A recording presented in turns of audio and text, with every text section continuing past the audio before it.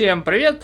Сегодня мы разберем нового персонажа Флинц, а.к.а. Кирюха, который выступает как полноценный он-филд ДПС.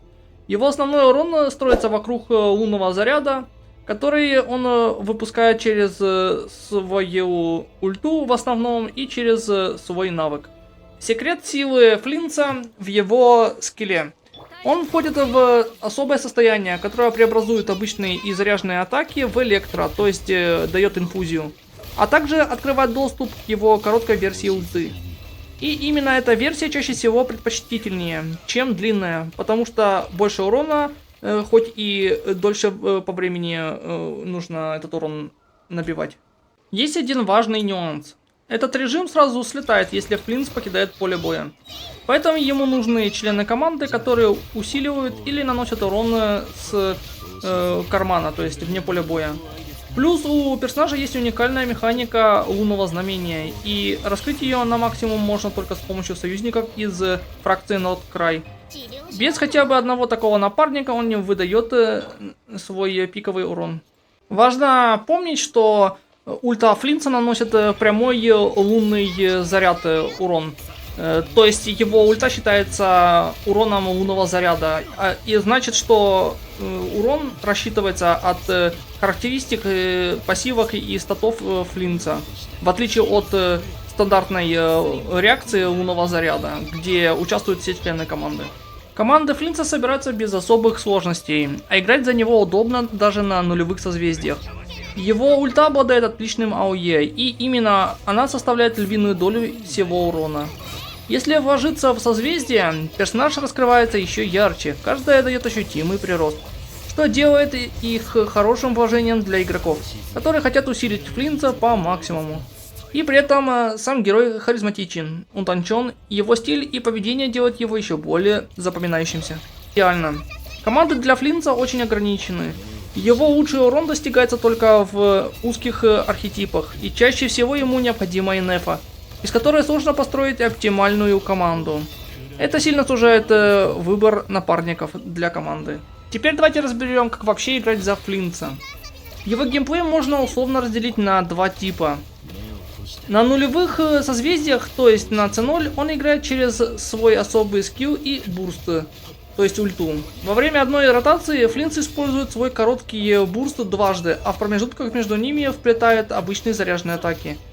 Тут есть маленький, но важный нюанс. Если сразу после входа в состояние скилла ударить обычной атакой, Флинц генерирует больше частиц, чем если мгновенно поражать особую способность. Так что для оптимального урона стоит запомнить этот момент. И вот тут стоит главный вопрос, короткая или обычная ульта. В большинстве случаев обычная, длинная ульта Флинца не рекомендуется. У нее слишком большой кулдаун перезарядки, продолжительная анимация и высокая стоимость энергии. При этом урон от нее не настолько лучше, чтобы оправдать все эти минусы. Поэтому стандартный сценарий – использовать короткую ульту по 2 за ротацию. Тем не менее, бывают ситуации, когда длинная ульта, долгая, можно встроить в билд. Если у Флинца есть дополнительная генерация энергии, например, от артефактов или оружия типа Сигны Райден. Либо если в команде есть хорошие батарейки вроде путешественника, Фишель или Арарона. Тогда длинную ульту можно прожимать раз в 2-3 ротации для дополнительного урона. Но это скорее бонусная опция, а не основа его геймплея. Теперь перейдем к артефактам. У Флинца есть очевидные фавориты и несколько временных вариантов, которые помогут, пока вы фармите идеальный сет. Лучший выбор для него это 4 части Ночь открытия неба. Почему именно он? Все просто. Флинц идеально играет в командах, где есть лунное знамение, а именно второй уровень. В таких условиях сет дает ему целых 30% шанс крита, а всей команде бонус 10% к урону от лунной реакции, включая лунный заряд. Это не только усиливает его самого, но и бафает всех членов команды, что делает сет незаменимым для оптимального билда. Если же у вас нет полного комплекта Ночь открытия неба, есть и неплохой вариант. 4 части Охотника Сумрачного двора. В сочетании с Фуриной этот сет работает вполне достойно, хотя есть пара ограничений. Во-первых, чтобы поддерживать бафы, придется обязательно брать в команду хиллера. Во-вторых, вы теряете бонусы к командному бафу от лунной реакции, который дает ночь открытия неба. То есть да, он работает, но накладывает жесткие рамки на состав команды.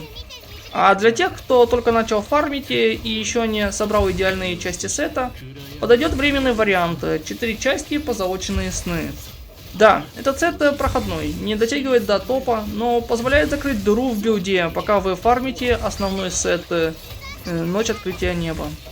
Теперь простоты. В часы ищем восстановление энергии или силу атаки, в зависимости от того, хватает ли вам энергии. Если регенерации мало, берем восстановление энергии. В кубок желательно брать силу атаки, а иногда можно использовать и мастерство стихии, если у вас собран билд под реакции. Ну и в корону, естественно, приоритет это крит шанс. В короне приоритет на крит урон или крит шанс. Выбираем в зависимости от того, что лучше балансируют ваши показатели. Что касается приоритетов характеристик, тут порядок такой.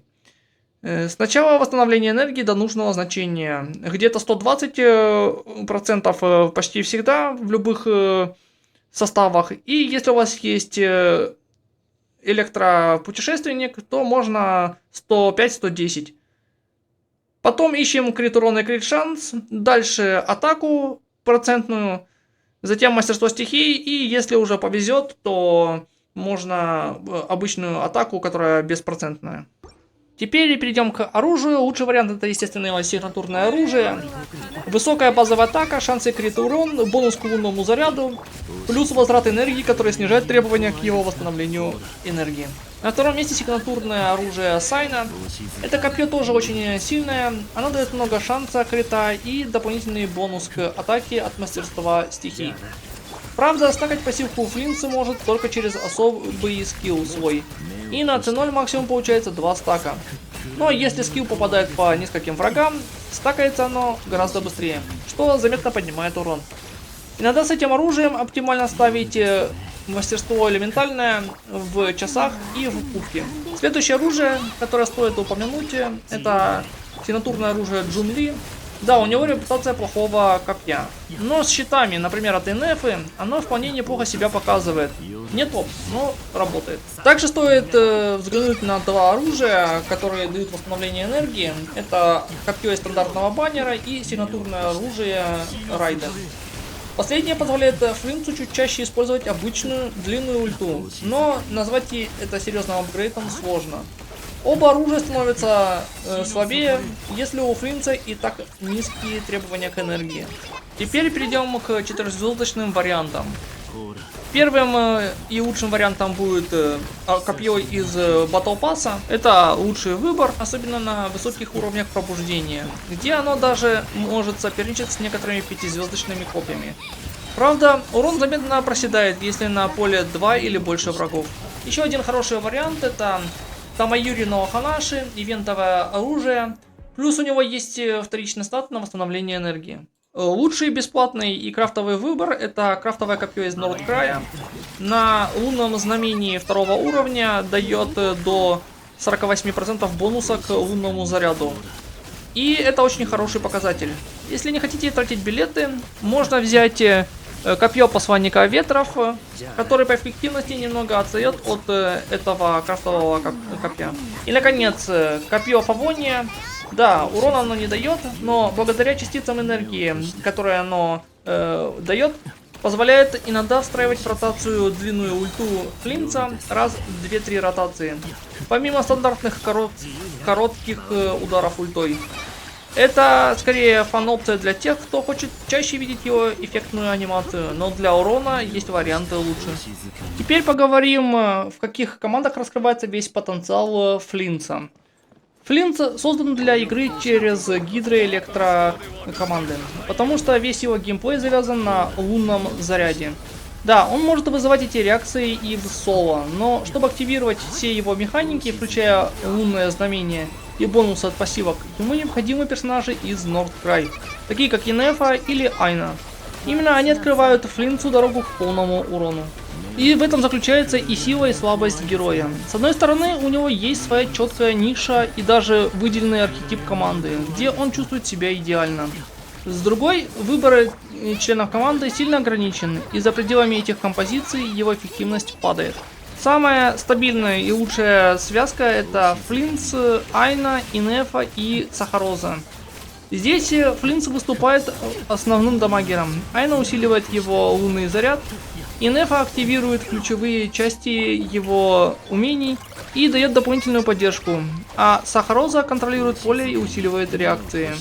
Здесь еще надо учтить тот момент, что Айна должна быть C6, иначе она не будет давать бафы для лунных реакций. Второй рабочий вариант — это Флинц плюс Еван плюс Инефа и Сахароза. Еван выступает отличным источником постоянного гидра и поддерживает стабильный прок лунного заряда в команде. И третья команда — это Флинц, Синчу, Айна и Сахароза. Здесь роль Еван заменяет Синчу, который также надежно выдает гидра статус и дает команде защиту через свой элементальный навык. И в крайнем случае, если вы хотите заменить Инефу на кого-то другого, хорошо подойдет Фишель или Орарон. Также можно взять ту же Райден. И если сильно хочется, то можно заменить на Яймика. Во всех этих командах Флинц — это лицо команды, главный ДПС, который чаще всего активирует лунный заряд. А Ноткрай союзники делают так, что каждый новый прок еще сильнее бафает его. Что точно стоит запомнить, Флинц не для всех реакций. Если пытаться запихнуть его, например, в команду через перегрузку, то половина его умений просто не сработает и урон резко упадет. Теоретически его можно поставить в команду через бутонизацию или же с Дендро Электро. С сильным Дендро вроде Нахиды, но только если у вас есть достаточно мощный источник гидра. В противном случае эффективность будет очень сомнительная. В итоге Флинц чувствует себя лучше всего именно в лунном заряде в командах, где он получает бафы, реакции и максимум урона. За пределами этого архетипа он теряет значительную часть своей силы.